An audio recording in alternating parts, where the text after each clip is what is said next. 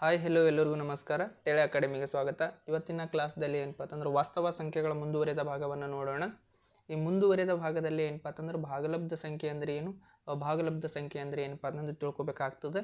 ಭಾಗಲಬ್ಧ ಸಂಖ್ಯೆ ಅಂದರೆ ಏನು ಅಂತಂದ್ರೆ ಯಾವುದೇ ಸಂಖ್ಯೆಯನ್ನು ಎರಡು ಪೂರ್ಣಾಂಕಗಳ ಭಿನ್ನ ರಾಶಿಯಾಗಿ ವ್ಯಕ್ತಪಡಿಸುವುದನ್ನು ನಾವೇನಂತ ಕರಿತೀವಪ್ಪ ಅಂದ್ರೆ ಭಾಗಲಬ್ಧ ಸಂಖ್ಯೆಗಳು ಅಂತ ಕರಿತೀವಿ. ಉದಾಹರಣೆಗೆ 1/2, 3/4, 5, 0, -2 ಇವೆಲ್ಲವೂ ಏನಪ್ಪ ಅಂತಂದ್ರೆ ಭಾಗಲಬ್ಧ ಸಂಖ್ಯೆಗಳಾಗಿರ್ತವೆ.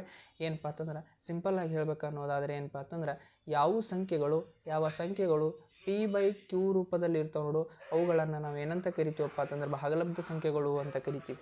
ಯಾವ ಸಂಖ್ಯೆಗಳು ಏನಪ್ಪ ಅಂತಂದ್ರೆ P/Q ರೂಪದಲ್ಲಿ ಇರ್ತಾವೆ ನೋಡು, ಅಂತಹ ಸಂಖ್ಯೆಗಳನ್ನು ನಾವೇನಂತ ಕರಿತೀವಪ್ಪ ಅಂತಂದ್ರೆ ಭಾಗಲಬ್ಧ ಸಂಖ್ಯೆಗಳು ಅಂತ ಕರಿತೀವಿ. ಭಾಗಲಬ್ಧ ಸಂಖ್ಯೆಗಳು ಅಂತ್ಯಗೊಳ್ಳುವ ದಶಮಾಂಶ ಅಥವಾ ಪುನರಾವರ್ತಿತ ದಶಮಾಂಶಗಳಾಗಿರುತ್ತವೆ.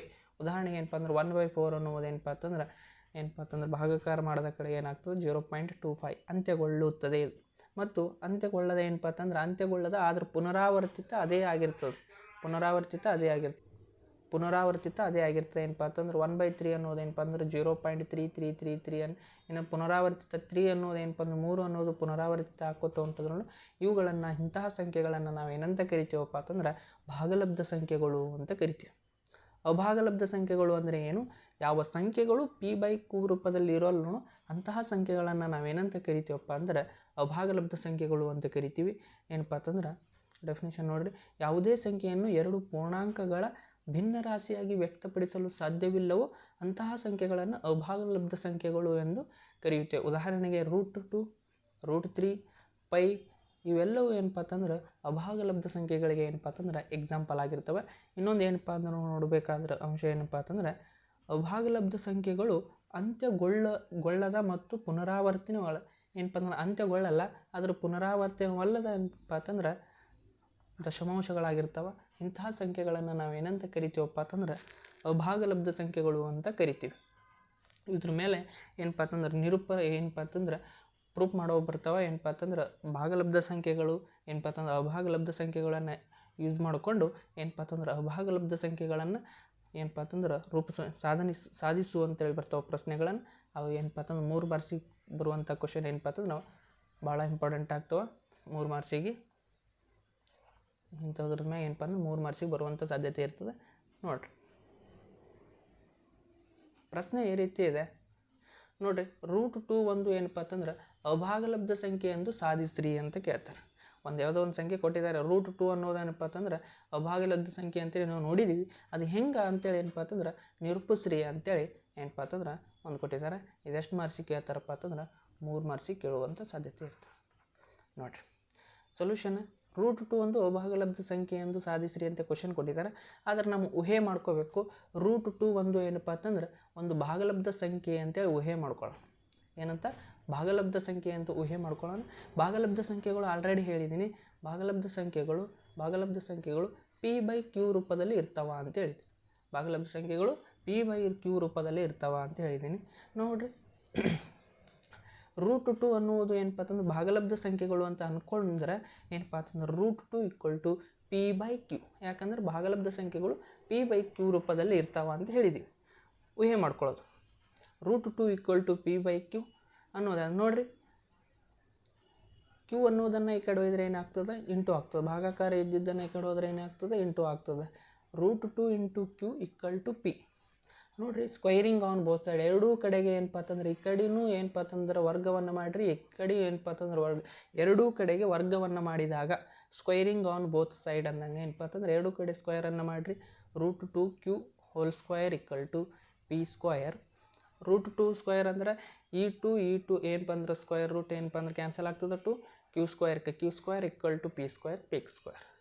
ಈ Q² ಅಲ್ಲೇ ಇಡ್ರಿ ಏನಪ್ಪ ಅಂತಂದ್ರೆ 2 ಇದ್ದಿದ್ದನ್ನು ಈ ಕಡೆ ಏನಪ್ಪ ಅಂತಂದ್ರೆ ಇಂಟು ಇದ್ದಿದ್ದನ್ನು ಈ ಕಡೆ ಹೋದರೆ ಏನಾಗ್ತದೆ ಭಾಗಾಕಾರ. Q² = P² / 2. ಇದಕ್ಕೆ ಇಕ್ವೇಷನ್ 1 ಅಂತ ತಿಳ್ಕೊರಿ.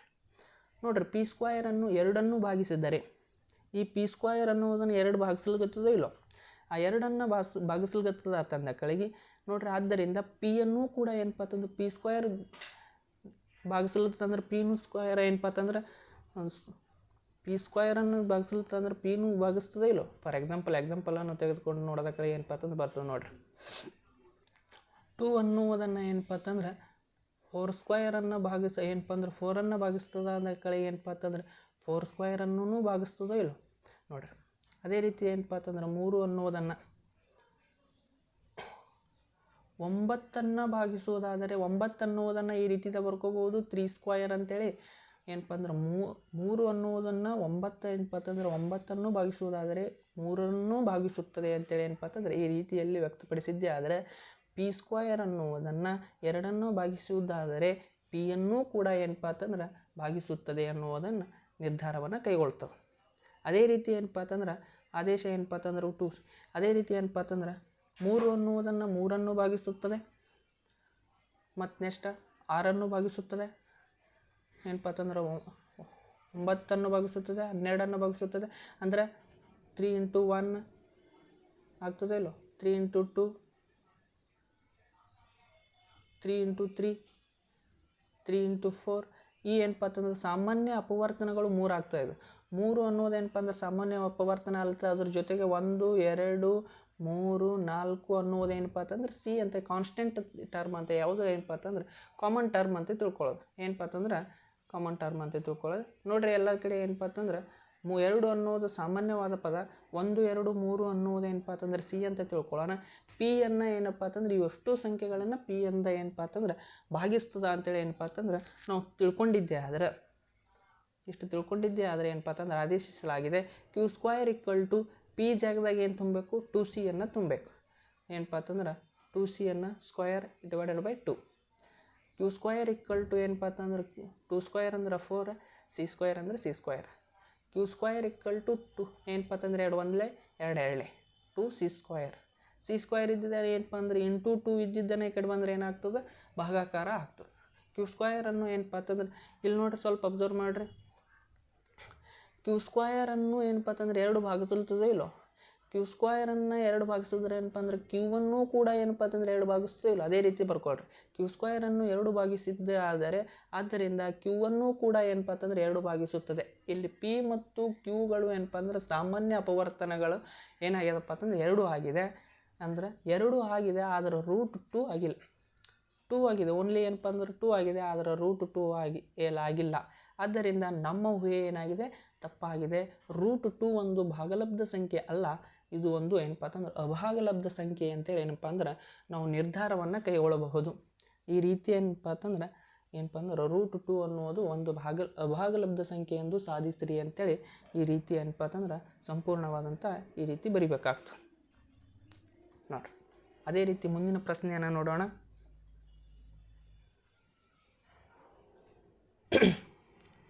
√3 ಒಂದು ಅಭಾಗಲಬ್ಧ ಸಂಖ್ಯೆ ಎಂದು ಏನಪ್ಪ ಅಂತಂದ್ರೆ ಸಾಧಿಸ್ರಿ ಅಂತ ಸೇಮ್ ಕ್ವಶನ್ ಏನಪ್ಪ ಅಂದ್ರೆ ಅಲ್ಲಿ √2 ಇತ್ತು, ಇಲ್ಲಿ √3. √3 ಅನ್ನೋದು ಏನಪ್ಪ ಅಂತ ಒಂದು ಭಾಗಲಬ್ಧ ಸಂಖ್ಯೆ ಅಂತ ಅನ್ಕೋಬೇಕು.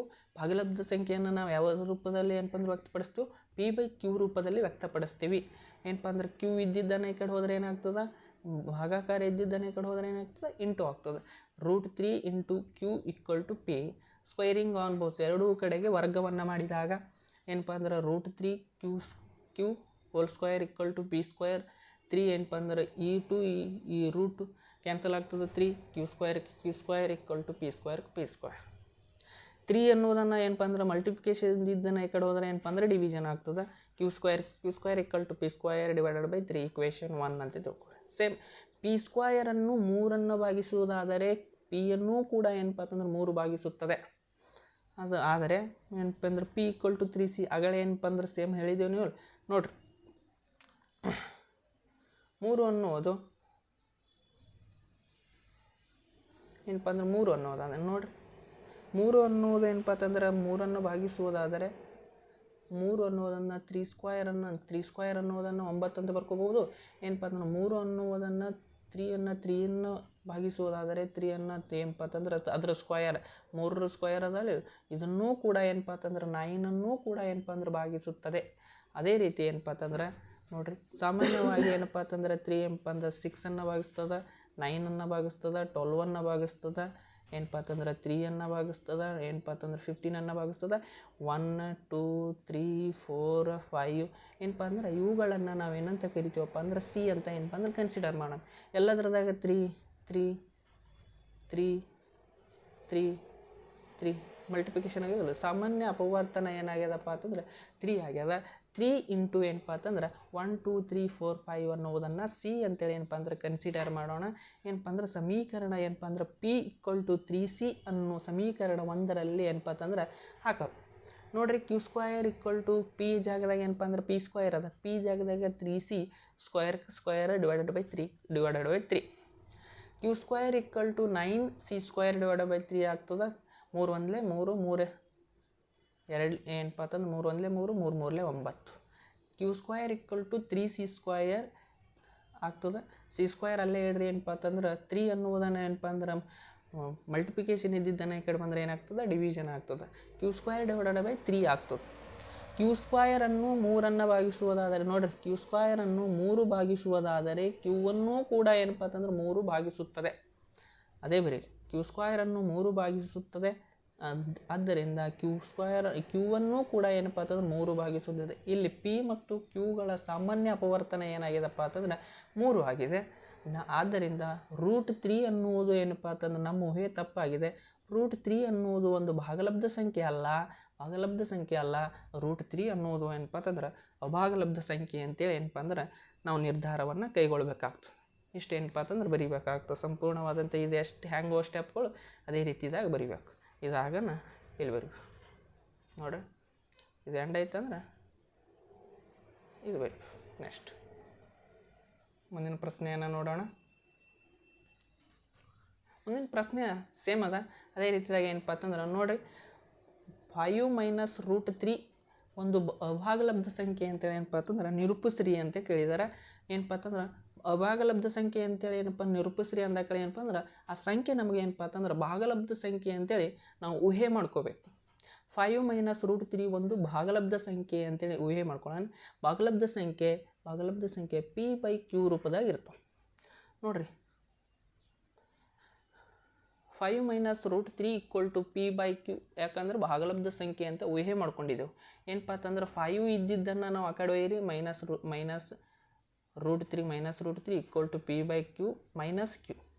ನೋಡ್ರಿ, ಮೈನಸ್ ಇದ್ದಿದ್ದನ್ನು ಏನಪ್ಪ ಅಂತಂದ್ರೆ ಎರಡೂ ಕಡೆಗೆ ಏನಪ್ಪ ಅಂತಂದ್ರೆ ಎರಡೂ ಕಡೆಗೆ ಮೈನಸನ್ನು ಇಂಟು ಮಾಡಿರಿ. ಮೈನಸ್ ಇಂಟು ಮೈನಸ್ ಪ್ಲಸ್ ಆಗ್ತದೆ, ಮೈನಸ್ ಇಂಟು ಮೈನಸ್ ಪ್ಲಸ್ ಆಗ್ತದೆ. ಮೈನಸ್ ಏನಪ್ಪ ಅಂದ್ರೆ minus into plus minus P by Q ರೂಪದಾಗ ಆಗ್ತದೆ. √3 ಈಕ್ವಲ್ ಟು ಏನಪ್ಪ ಅಂದ್ರೆ ಎಲ್ ಸಿ ಎಮ್ ತೆಗೀರಿ, ಕ್ಯೂ ಮತ್ತು 1 ಎಲ್ ಸಿ ಎಮ್ ಏನಾಗ್ತದೆ, ಕ್ಯೂ ಆಗ್ತದೆ. ಏನಪ್ಪ ಅಂತಂದ್ರೆ 5 into Q 5Q minus P divided by Q ಆಗ್ತದೆ. ನೆಕ್ಸ್ಟ್ ಏನಪ್ಪ ಅಂತಂದ್ರೆ √3 ಅನ್ನೋದು ಆಲ್ರೆಡಿ ಏನಪ್ಪ ಅಂತಂದ್ರೆ ನಾವು ಏನಪ್ಪ ಅಂತಂದ್ರೆ ಊಹೆ ಮಾಡಿಕೊಂಡಂಗೆ ಏನಪ್ಪ ಅಂತಂದ್ರೆ ಇದು ಪಿ ಬೈ ಕ್ಯೂ ರೂಪದಾಗ ಅದ. ಯಾವುದೇ ಸಂಖ್ಯೆ ಪಿ ಬೈ ಕ್ಯೂ ರೂಪದಾಗಿದ್ದ ಅಂದ ಕಡೆ ಏನಪ್ಪ ಅಂತಂದ್ರೆ ನಾವು ಊಹೆ ಮಾಡ್ಕೊಳ್ಳೋದು ಏನಪ್ಪ ಅಂತಂದ್ರೆ ಪಿ ಬೈ ಕ್ಯೂ ರೂಪದಲ್ಲಿರುವಂತಹ ಸಂಖ್ಯೆಗಳು ನಾವು ಏನಪ್ಪ ಅಂತಂದ್ರೆ ಭಾಗಲಬ್ಧ ಸಂಖ್ಯೆ ಅಂತ ಹೇಳಿದ್ದೀವಿ. ಅಂದ್ರೆ √3 ಅನ್ನೋದು ಈಕ್ವಲ್ ಟು ಅಂದ ಕಡೆ ಇದು ಈಕ್ವಲ್ ಟು ಇದು ಅಂದ ಕಡೆ ಏನಪ್ಪ ಅಂತಂದ್ರೆ √3 ಅನ್ನೋದು ಒಂದು ಭಾಗಲಬ್ಧ ಸಂಖ್ಯೆ. ಅದರಿಂದ ಏನಪ್ಪ ಅಂತಂದ್ರೆ 5Q minus P divided by Q ಅನ್ನೋದು ಕೂಡ ಏನಪ್ಪ ಅಂದ್ರೆ ಒಂದು ಭಾಗಲಬ್ಧ ಸಂಖ್ಯೆ ಅಂತ ನಾವು ನಿರ್ಧಾರ ಮಾಡ್ಕೊಳ್ತೀವಿ. ಆದರೆ ನಾವು ಹಿಂದಿನ ಪ್ರಶ್ನೆ ಆಲ್ರೆಡಿ ಏನಪ್ಪ ಅಂದ್ರೆ ಸಾಧಿಸಿದೆವು. √3 ಅನ್ನೋದು ಏನಪ್ಪ ಅಂತಂದ್ರೆ ಒಂದು ಭಾಗಲಬ್ಧ ಸಂಖ್ಯೆ ಅಲ್ಲ, ಅದೊಂದು ಅಭಾಗಲಬ್ಧ ಸಂಖ್ಯೆ ಅಂತೇಳಿ ಏನಪ್ಪ ಅಂದ್ರೆ ನಿರ್ಧಾರ ಕೈಗೊಂಡಿದ್ದೀವಿ. ಅದರ ಸಲುವಾಗಿ √3 ಅನ್ನುವುದು ಒಂದು ಭಾಗಲಬ್ಧ ಸಂಖ್ಯೆ ಅಲ್ಲ. ಆದ್ದರಿಂದ ನಮ್ಮ ಊಹೆ ಏನಾಗಿದೆಪ್ಪ ತಪ್ಪಾಗಿದೆ. ಹಾಗಾದರೆ ಕೊಟ್ಟಂತಹ ಸಂಖ್ಯೆ ಏನಪ್ಪ ಅಂದ್ರೆ ಕೊಟ್ಟಂಥ ಸಂಖ್ಯೆ ಯಾವುದು? 5 ಮೈನಸ್ √3 ಅನ್ನೋದು ಒಂದು ಭಾಗಲಬ್ಧ ಸಂಖ್ಯೆ ಅಲ್ಲ, ಅದೊಂದು ಅಭಾಗಲಬ್ಧ ಸಂಖ್ಯೆ ಅಂತೇಳಿ ಏನಪ್ಪ ಅಂದ್ರೆ ನಿರ್ಧಾರವನ್ನು ಏನಪ್ಪ ಅಂದ್ರೆ ಕೈಗೊಳ್ಬೇಕಾಗ್ತದೆ. ನೋಡ್ರಿ,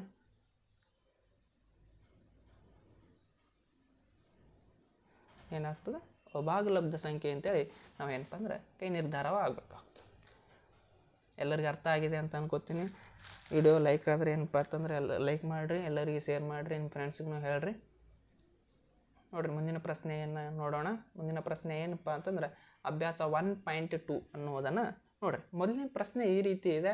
ಏನಪ್ಪ √5 ಅನ್ನೋದು ಒಂದು ಅಭಾಗಲಬ್ಧ ಸಂಖ್ಯೆ ಅಂತೇಳಿ ಏನಪ್ಪ ಅಂತಂದ್ರೆ ನಿರ್ಧಾರವನ್ನು ಏನಪ್ಪ ಅಂತಂದ್ರೆ ಕೈಗೊಳ್ಳ್ರಿ ಅಂತ ಸಾಧಿಸ್ರಿ ಅಂತ ಕೇಳಿದ್ದಾರೆ. √2 ನೋಡಿದೆವು, √3 ನೋಡಿದ್ದೇವೆ.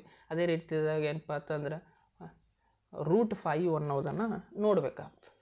ನೋಡ್ರಿ, ಅದೇ ರೀತಿ ಏನಪ್ಪ ಅಂತಂದ್ರೆ √5 ಅನ್ನೋದು ಅಭಾಗಲಬ್ಧ ಸಾಧಿಸ್ರಿ ಅಂದಕಳಿ ಅದು ಭಾಗಲಬ್ಧ ಸಂಖ್ಯೆ ಅಂತ ನಾವು ಊಹೆ ಮಾಡ್ಕೋಬೇಕು. ಆಗಿರಲಿ ಏನಪ್ಪ ಅಂತಂದ್ರೆ ಭಾಗಲಬ್ಧ ಸಂಖ್ಯೆ ಏನಪ್ಪ ಅಂತಂದ್ರೆ ಎದುರಾಗಿರ್ತದೆ ಪಿ ಬೈ ಕ್ಯೂ ರೂಪದಾಗಿರ್ತದೆ. ಇವುಗಳನ್ನು ಎಲ್ಲಗಳನ್ನು ನಾವೇನಂತ ಕರಿತೀವಿ, ಭಾಗಲಬ್ಧ ಸಂಖ್ಯೆಗಳು ಅಂತ ಕರಿತೀವಿ. ನೋಡ್ರಿ, √5 ಒಂದು ಭಾಗಲಬ್ಧ ಸಂಖ್ಯೆ ಆಗಿರಲಿ, √5 = ಪಿ ಬೈ ಕ್ಯೂ ಅನ್ನೋದಾದರೆ, ಪಿ ಬೈ ಕ್ಯೂ ಅಂದ್ರೆ ಏನು, ಭಾಗಲಬ್ಧ ಸಂಖ್ಯೆ ಅಂತೇಳಿ ಏನಪ್ಪ ಅಂತಂದ್ರೆ ಇದು ಅಕ್ಷರದ ರೂಪದಲ್ಲಿ, ಇದು ಗಣಿತದ ರೂಪದಲ್ಲಿ ಬರ್ಕೊಂಡಿದ್ದೀವಿ. 5 ಏನಪ್ಪ ಅಂತಂದ್ರೆ ಕ್ಯೂ ಇದ್ದದ್ದನ್ನು ಆ ಕಡೆ ಹೋದರೆ ಏನಾಗ್ತದೆ, ಮಲ್ಟಿಪ್ಲಿಕೇಶನ್ ಆಗ್ತದೆ. √5 × Q = P. Squaring on both side ಏನಪ್ಪ ಅಂತಂದ್ರೆ ಎರಡೂ ಕಡೆಗೆ ವರ್ಗವನ್ನು ಮಾಡಿದಾಗ ಏನಪ್ಪ ಅಂದ್ರೆ √5 × ಕ್ಯೂ ಹೋಲ್ ಸ್ಕ್ವೈರ್ = p². 5 ಏನಪ್ಪ ಅಂತಂದ್ರೆ ಈ ರೂಟ್ ಹೋಗ್ತದೆ, 5 ಉಳಿತದೆ. ಏನಪ್ಪ ಅಂದ್ರೆ ಕ್ಯೂ ಸ್ಕ್ವೈರ್ = p². ಕ್ಯೂ² ಏನಪ್ಪ ಅಂತಂದ್ರೆ ಈ 5 ಇದ್ದಿದ್ದನ್ನು ಈ ಕಡೆ ಏನು ಕೆಳಗೆ ಬಂದರೆ ಏನಾಗ್ತದೆ, ಮಲ್ಟಿಪ್ಲಿಕೇಶನ್ ಡಿವೈಡೆಡ್ ಆಗ್ತದೆ.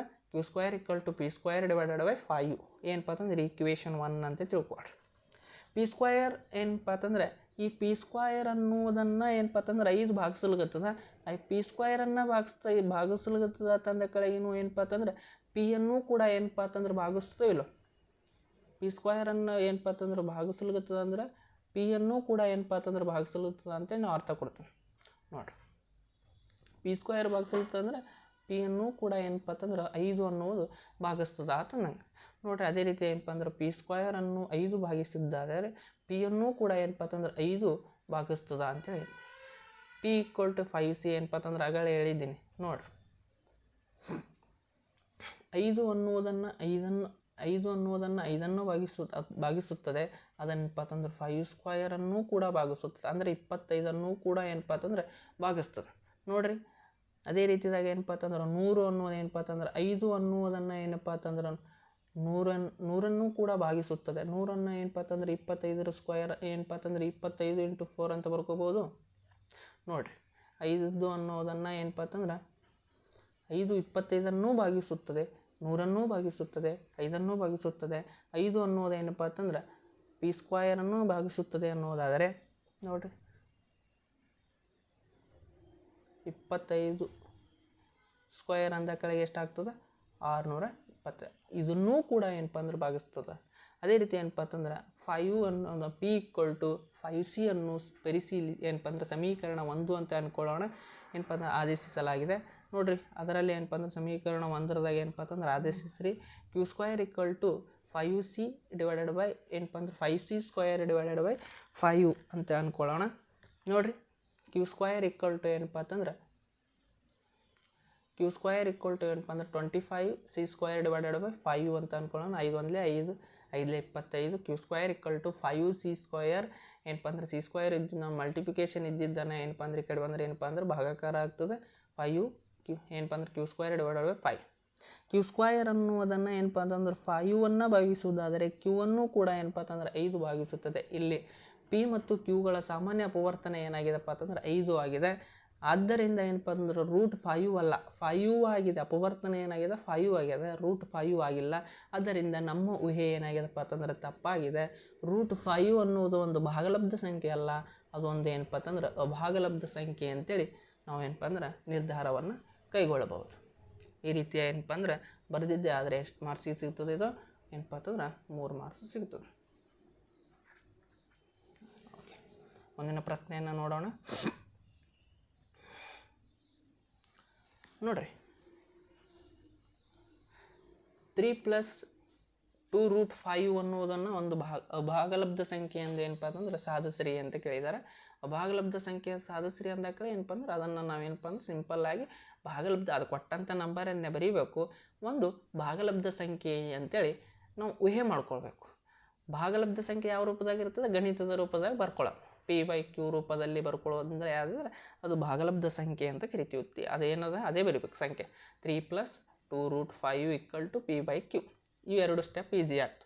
ನೆಕ್ಸ್ಟ್ ಸ್ಟೆಪ್ ಏನು ಮಾಡಬೇಕು ಏನಪ್ಪ ಅಂತಂದ್ರೆ ಕೊಟ್ಟಂಥ ನಂಬರನ್ನು ಏನಪ್ಪ ಅಂತಂದ್ರೆ ಈಚೆ ಕಡೆ ಕಳಿಸ್ರಿ. 3 ಅನ್ನೋದನ್ನು ಏನಪ್ಪ ಅಂತಂದ್ರೆ ಈಚೆ ಕಡೆ ಕಳಿಸ್ರಿ. 2√5 = p/q ಅಷ್ಟೇ ಹೇಳ್ರಿ. +3 ಇದ್ದಿದ್ದನ್ನು ಈ ಕಡೆ ಬಂದರೆ -3 ಆಗ್ತದೆ. 2√5 = p ಅನ್ನೋದು LCM ತೆಗಿರಿ. q ಮತ್ತು 1 ಏನಪ್ಪ ಅಂದ್ರೆ 3 ಕೆಳಗಡೆ ಏನೂ ಇಲ್ಲ ಅಂದ್ರೆ 1 ಉಳಿತು. q ಮತ್ತು ಏನಪ್ಪ ಅಂತಂದ್ರೆ 1ರದ್ದು ಏನಪ್ಪ ಅಂದ್ರೆ LCM q ಆಗ್ತದೆ. 3 × q 3q ಆಗ್ತದೆ. p - 3q / q ಆಗ್ತದೆ. 2√5 2√5.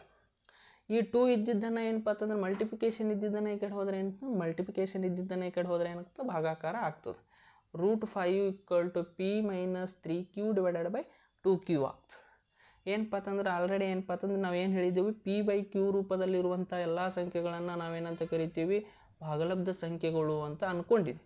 ಅದೇ ರೀತಿ ಏನಪ್ಪ √5 = ಅಂದಕ ಇದು ಸಮ ಅಂತೇಳಿ √5 ಒಂದು ಭಾಗಲಬ್ಧ ಸಂಖ್ಯೆ ಆಗಿರಲಿ, ಆದ್ದರಿಂದ p - 3q / 2q ಒಂದು ಭಾಗಲಬ್ಧ ಸಂಖ್ಯೆ ಆಗಿದೆ ಅಂತ ಅನ್ಕೋತೀವಿ ನಾವು. ಆದರೆ ಆಲ್ರೆಡಿ ಏನಪ್ಪ ಅಂತಂದ್ರೆ √5 ಒಂದು ಭಾಗಲಬ್ಧ ಸಂಖ್ಯೆ ಅಲ್ಲ. ಆದ್ದರಿಂದ ನಮ್ಮ ಊಹೆ ಏನಾಗ್ಯದಪ್ಪ ಅಂತಂದ್ರೆ ಇದು ಇದು ಆದಂದ ಕಡೆಗೆ ಇದು ನಮ್ಮ ಊಹೆ ಏನಾಗ್ಯದಪ್ಪ ಅಂತಂದರೆ ತಪ್ಪಾಗಿದೆ. ನಮ್ಮ ಊಹೆ ತಪ್ಪಾಗಿದೆ ಅಂದ ಕಡೆಗೆ ಕೊಟ್ಟಂತಹ ಸಂಖ್ಯೆ ಯಾವುದದ, ಕೊಟ್ಟಂಥ ಸಂಖ್ಯೆ 3 + √5 ಅನ್ನೋದೇನಪ್ಪ ಅಂತಂದ್ರೆ ಒಂದು ಭಾಗಲಬ್ಧ ಸಂಖ್ಯೆ ಅಲ್ಲ, ಅದೊಂದು ಅಭಾಗಲಬ್ಧ ಸಂಖ್ಯೆ ಅಂತ ಏನಪ್ಪ ಅಂದ್ರೆ ನಾವು ನಿರ್ಧಾರವನ್ನು ಕೈಗೊಳ್ಬೇಕಾಗ್ತದೆ. ಇಷ್ಟು ಸ್ಪಷ್ಟವಾಗಿ ಏನಪ್ಪ ಅಂತಂದ್ರೆ ನೀವು ಬರಿಬೇಕಾಗ್ತದೆ ಎಕ್ಸಾಮ್. ಓಕೆ, ಮುಂದಿನ ಪ್ರಶ್ನೆಯನ್ನು ನೋಡೋಣ. ಮುಂದಿನ ಪ್ರಶ್ನೆ ಈ ರೀತಿ ಇದೆ, 1/1 ಏನಪ್ಪ ಅಂತಂದ್ರೆ √2 ಒಂದು ಅಭಾಗಲಬ್ಧ ಸಂಖ್ಯೆ ಎಂದು ಏನಪ್ಪ ಅಂತಂದ್ರೆ ನಿರ್ಧಾರವನ್ನು ಕೈಗೊಳ್ಳ್ರಿ ಅಥವಾ ಸಾಧಿಸ್ರಿ ಅಂತೇಳಿ ಏನಪ್ಪ ಅಂದ್ರೆ ಕೊಟ್ಟಿದ್ದಾರೆ. 1/√2 ಅನ್ನುವುದು ಒಂದು ಭಾಗಲಬ್ಧ ಸಂಖ್ಯೆ ಅಂತ ಅನ್ಕೋಬೇಕು. ಕೊಟ್ಟಂಥ ಸಂಖ್ಯೆ ಏನಪ್ಪ ಅಂದ್ರೆ ಅಭಾಗಲಬ್ಧ ಸಂಖ್ಯೆ ಅಂತೇಳಿ ಸಾಧಿಸ್ರಿ ಅಂತ ಕಡೆಗೆ ಕೊಟ್ಟಂತಹ ಸಂಖ್ಯೆಯನ್ನು ಭಾಗಲಬ್ಧ ಸಂಖ್ಯೆ ಅಂತೇಳಿ ಊಹೆ ಮಾಡ್ಕೋಬೇಕು. ಭಾಗಲಬ್ಧ ಸಂಖ್ಯೆ ಅಂದ್ರೆ ಏನು, p/q ರೂಪದಾಗ. p/q ಅನ್ನೋ ರೂಪದಾಗ ಏನಪ್ಪ ಅಂದ್ರೆ 1/√2 = p/q ಏನಪ್ಪ ಅಂದ್ರೆ ಕ್ರಾಸ್ ಮಲ್ಟಿಪ್ಲಿಕೇಶನನ್ನು ಮಾಡಿರಿ. q ಇಂಟು ಏನಪ್ಪ ಅಂತಂದ್ರೆ 1q ಆಗ್ತದೆ, √2 ಅನ್ನುವುದನ್ನು ಆ ಕಡೆ ಹೋದರೆ ಏನಾಗ್ತದೆ, √2 × p ಆಗ್ತದೆ. ನೋಡ್ರಿ ಏನಪ್ಪ ಅಂತಂದ್ರೆ q = √2p ಆಗ್ತದೆ.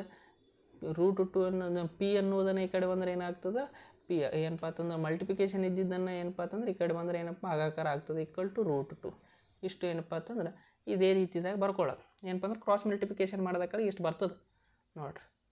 ನೋಡ್ರಿ p/q ಏನಪ್ಪ ಅಂದ್ರೆ q/p ರೂಪದಾಗ ಅದ. ಏನಪ್ಪ ಅಂದ್ರೆ p/q ಅಂದ್ರೂ ಒಂದೇ, q/p ಅಂದ್ರೂ ಒಂದೇ. ಇವು ಏನಪ್ಪ ಅಂತಂದ್ರೆ ಒಂದು ಭಾಗಲಬ್ಧ ಸಂಖ್ಯೆ ಆಗಿರಲಿ ಎಂದು ಏನಪ್ಪ ಅಂತಂದ್ರೆ ಅಂದ ಕೆಳಗೆ √2 ಅನ್ನುವುದು ಕೂಡ ಏನಪ್ಪ ಅಂತಂದ್ರೆ ಒಂದು ಸಹ ಏನಪ್ಪ ಅಂತಂದ್ರೆ ಒಂದು ಭಾಗಲಬ್ಧ ಸಂಖ್ಯೆ ಅಂತೇಳಿ ನಾವು ನಿರ್ಧಾರವನ್ನು ಕೈಗೊಳ್ತೀವಿ. ಆದರೆ √2 ಅನ್ನುವುದು ಅಭಾಗಲಬ್ಧ ಸಂಖ್ಯೆಗೆ ವಿರುದ್ಧವಾಗಿದೆ. ಏನಪ್ಪ ಅಂತಂದ್ರೆ ಆಲ್ರೆಡಿ ನಾವು ಏನಪ್ಪ ಅಂತಂದ್ರೆ ಡಿಸ್ಕಸ್ ಮಾಡಿದೆವು, √2 ಅನ್ನುವುದು ಏನಪ್ಪ ಅಂತಂದ್ರೆ ಒಂದು ಭಾಗಲಬ್ಧ ಸಂಖ್ಯೆ ಅಲ್ಲ, ಅಭಾಗಲಬ್ಧ ಸಂಖ್ಯೆ ಅಂತೇಳಿ ನಿರ್ಧಾರವನ್ನು ಕೈಗೊಂಡಿದ್ದೀವಿ.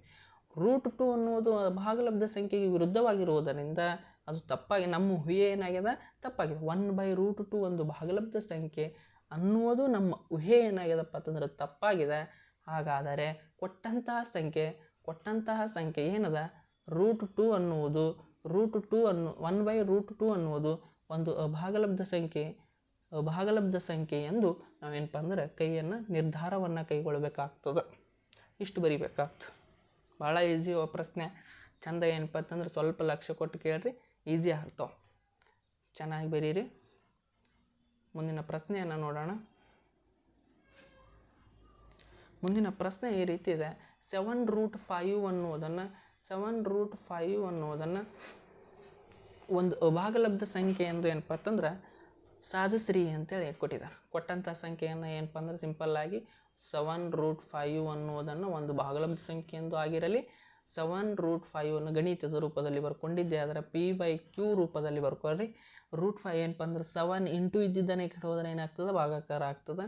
√5 = p/7q ಆಗ್ತದೆ. 7 ಏನಪ್ಪ ಅಂದ್ರೆ p/7q ಅನ್ನುವುದೇನಪ್ಪ ಅಂದ್ರೆ p/q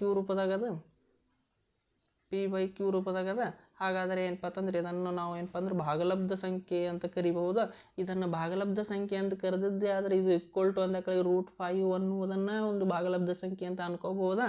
ಹಾಗಾದರೆ ನೋಡ್ರಿ, √5 ಅನ್ನುವುದು ಕೂಡ ಒಂದು ಇದು ಭಾಗಲಬ್ಧ ಸಂಖ್ಯೆ ಅಂತ ಅನ್ಕೊಂಡಿದ್ದೆ ಆದರೆ ನಾವು ಏನಪ್ಪ ಅಂದ್ರೆ ಆಲ್ರೆಡಿ √5 ಅನ್ನುವುದನ್ನು ನಾವು ಅಭಾಗಲಬ್ಧ ಸಂಖ್ಯೆ ಅಂತ ಏನಪ್ಪ ಅಂತಂದ್ರೆ ಅದಕ್ಕೆ ವಿರುದ್ಧವಾಗಿದೆ. ಆದ್ದರಿಂದ √5 ಅನ್ನುವುದು ಏನಪ್ಪ ಅಂತಂದ್ರೆ ಒಂದು ಅಭಾಗಲಬ್ಧ ಸಂಖ್ಯೆ ಅಂತ ಏನಪ್ಪ ಅಂದ್ರೆ ನಾವು ನಿರ್ಧಾರವನ್ನು ಕೈಗೊಳ್ಬೇಕಾಗ್ತದೆ. ನಮಗೇನಪ್ಪ ಅಂತಂದ್ರೆ √5 ಅನ್ನುವುದನ್ನು ಏನಪ್ಪ ಅಂತಂದ್ರೆ ಭಾಗಲಬ್ಧ ಸಂಖ್ಯೆ ಅಲ್ಲ, ಅದು ಒಂದು ಅಭಾಗಲಬ್ಧ ಸಂಖ್ಯೆ ಅಂತ ಏನಪ್ಪ ಅಂದ್ರೆ ಆಲ್ರೆಡಿ ಏನಪ್ಪ ಅಂದ್ರೆ ಹಿಂದಿಂದ ಏನಪ್ಪ ಅಂತಂದ್ರೆ ಸ್ಲೈಡ್ದಾಗ ನೋಡಿದ್ದೀವಿ. ಆದ್ದರಿಂದ √5 ಅನ್ನೋದನ್ನು ಒಂದು ಅಭಾಗಲಬ್ಧ ಸಂಖ್ಯೆ ಆಗಿರುವುದರಿಂದ ಅದರ ಜೊತೆಗೆ ಇರುವಂತಹ ಕೊಟ್ಟಂತಹ ಸಂಖ್ಯೆ 7√5 ಅನ್ನೋದು ಕೂಡ ಏನಾಗ್ಯದಪ್ಪ ಅಂತಂದ್ರೆ ಒಂದು ಅಭಾಗಲಬ್ಧ ಸಂಖ್ಯೆ ಏನಪ್ಪ ಅಂತಂದ್ರೆ ಅಭಾಗಲಬ್ಧ ಸಂಖ್ಯೆ ಅಂತ ಏನಪ್ಪ ಅಂದ್ರೆ ನಿರ್ಧಾರವನ್ನು ಕೈಗೊಳ್ಬೇಕಾಗ್ತದೆ. ಇಷ್ಟು ಬರಿಬೇಕಾಗ್ತದೆ ನೋಡಿರಿ. ಮುಂದಿನ ಪ್ರಶ್ನೆಯನ್ನು ನೋಡೋಣ. 6 + √2 ಅನ್ನುವುದನ್ನು ಏನಪ್ಪ ಅಂತಂದ್ರೆ ಒಂದು ಏನಪ್ಪ ಅಂತಂದ್ರೆ ಭಾಗಲಬ್ಧ ಸಂಖ್ಯೆಯಿಂದ ಏನಪ್ಪ ಅಂದ್ರೆ ಸಾಧಿಸ್ರಿ ಅಂತ ಕೇಳಿದ್ದಾರೆ. ನೋಡ್ರಿ 6 + √2 ಅನ್ನುವುದನ್ನು ಏನಪ್ಪ ಅಂದ್ರೆ ಭಾಗಲಬ್ಧ ಸಂಖ್ಯೆ ಅಂತ ಅನ್ಕೊಳ್ರಿ. ಇದು ಏನಪ್ಪ ಅಂತಂದ್ರೆ ಅಕ್ಷರದ ರೂಪದಲ್ಲಿ ಸ್ಟೇಟ್ಮೆಂಟ್ ರೂಪದಲ್ಲಿ ಅಂತಂದು ಅನ್ಕೋತೀವಿ. 6 + √2 ಅನ್ನುವುದನ್ನು ಏನಪ್ಪ ಅಂದ್ರೆ ಗಣಿತದ ರೂಪದಲ್ಲಿ ಭಾಗಲಬ್ಧ ಸಂಖ್ಯೆಯನ್ನು p/q ರೂಪದಲ್ಲಿ ವ್ಯಕ್ತಪಡಿಸ್ತೀವಿ. ಏನಪ್ಪ ಅಂದ್ರೆ +6 ಇದ್ದಿದ್ದನ್ನು ಈ ಕಡೆ ಹೋದರೆ ಏನಪ್ಪ ಅಂದ್ರೆ -6 ಆಗ್ತದೆ. √2 = p/q - 6. √2 LCM ತೆಗೀರಿ. q ಮತ್ತು ಏನಿಲ್ಲ ಅಂದ್ರೆ ಒಂದು ಉಳಿತದೆ. ಏನಪ್ಪ ಅಂದ್ರೆ q p - 6q / q ಆಗ್ತದೆ. ನೋಡಿರಿ √2 ಅನ್ನೋದು ಒಂದು ಭಾಗಲಬ್ಧ ಸಂಖ್ಯೆ ಆಗಿದೆ ಅಂತ ಅಂದ್ಕೊಂಡಾಕಿ p - 6q / q ಅನ್ನುವುದು ಒಂದು ಭಾಗಲಬ್ಧ ಸಂಖ್ಯೆ. ಆಲ್ರೆಡಿ ನಾವು ಏನಪ್ಪ ಅಂತಂದ್ರೆ √2 ಅನ್ನುವುದು ಏನಪ್ಪ ಅಂತಂದ್ರೆ ಒಂದು ಭಾಗಲಬ್ಧ ಸಂಖ್ಯೆ ಅಂತ ಏನಪ್ಪ ಅಂದ್ರೆ ನಿರ್ಧಾರವನ್ನು ಕೈಗೊಂಡಿದ್ದೀವಿ. ಆದ್ದರಿಂದ √2 ಅನ್ನುವುದು ಭಾಗಲಬ್ಧ ಸಂಖ್ಯೆ ಅಲ್ಲ, ಇದು ಒಂದು ಅಭಾಗಲಬ್ಧ ಸಂಖ್ಯೆ ಆಗಿದೆ. ಆದ್ದರಿಂದ ನಮ್ಮ ಊಹೆ ಏನಾಗಿದೆ, ತಪ್ಪಾಗಿದೆ ಅಂತ ಏನಪ್ಪ ಅಂದ್ರೆ ಬರಿಬೇಕಾಗ್ತದೆ. ಅದಕ್ಕಲ್ಲಿ ಕೊಟ್ಟಂತಹ ಸಂಖ್ಯೆ ಒಂದು ಭಾಗಲಬ್ಧ ಸಂಖ್ಯೆ ಅಲ್ಲ, ಇದೊಂದು ಅಭಾಗಲಬ್ಧ ಸಂಖ್ಯೆ ಅಂತ ಏನಪ್ಪ ಅಂದ್ರೆ ಬರಿಬೇಕಾಗ್ತದೆ. ಅದೇ ರೀತಿ ಏನಪ್ಪ ಅಂದ್ರೆ 6 + √2 ಅನ್ನುವುದು ಏನಪ್ಪ ಅಂತಂದ್ರೆ ಒಂದು ಏನಪ್ಪ ಅಂತಂದ್ರೆ ಅಭಾಗಲಬ್ಧ ಸಂಖ್ಯೆ ಅಂತೇಳಿ ನಾವೇನಪ್ಪ ಅಂತಂದ್ರೆ ನೋಡ್ತೀವಿ. ಸಾಕಷ್ಟು ಪ್ರಶ್ನೆಗಳನ್ನು ಈ ಪ್ರಶ್ನೆ ಮೇಲೆ ಬರ್ತಿರ್ತಾವೆ. ಏನಪ್ಪ ಅಂತಂದ್ರೆ ಈ ಪಾಠದ ಮೇಲೆ ಬರ್ತಿರ್ತಾವೆ. ಏನಪ್ಪ ಅಂತಂದ್ರೆ ಚೆನ್ನಾಗಿ ಪ್ರಾಕ್ಟೀಸ್ ಮಾಡಿರಿ. ಏನಪ್ಪ ಅಂದ್ರೆ ಏನಾದರೂ ಈ ಪಾಠದ ಮೇಲೆ ಏನಾದರೂ ಡೌಟ್ ಇದ್ದು ಅಂದ್ರೆ ಕಮೆಂಟ್ ಬಾಕ್ಸ್ದಾಗ ಕಮೆಂಟ್ ಮಾಡಿರಿ. ಇಲ್ಲ ಅಂದ್ರೆ ಏನಪ್ಪ ಅಂದ್ರೆ